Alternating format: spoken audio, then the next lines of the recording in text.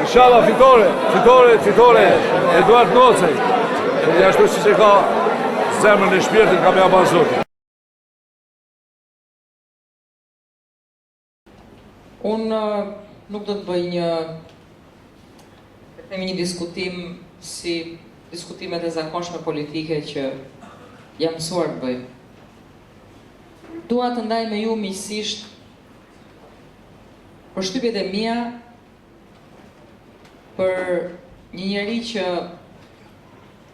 kam pasur fatin të njoh vetëm një muaj e pak më parë, Eduard Nocen.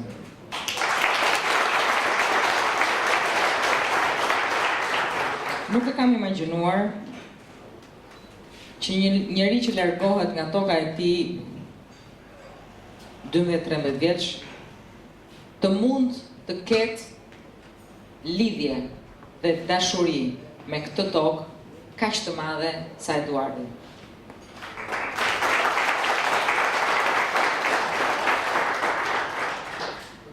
Duke filluar që nga gjërat më të vogla dhe deri tek gjërat më të mëdha. Interesimi i tij jashtëzakonshëm për mirëqenien e gjithsekujt prej jush.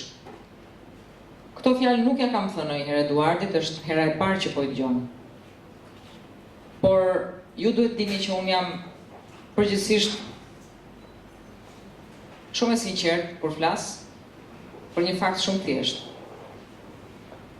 Kam kuptuar që bashkëbisedimi sinqert midis njerëzve është absolutisht çelësi i suksesit, jo vetëm të çdo politikani, po të çdo njeriu që merret me komunikim, që merret me jetë sociale pak më tepër se sa vetëm familja e tij.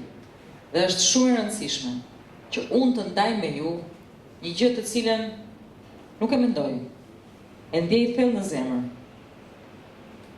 Sikur të gjithë politikanët dhe kandidatët për deputet të ishin dhe të vepronin ashtu si Eduard Nocaj për tokën e tij, Shqipëria do t'ja kishte kaluar Zvicrës me kohë.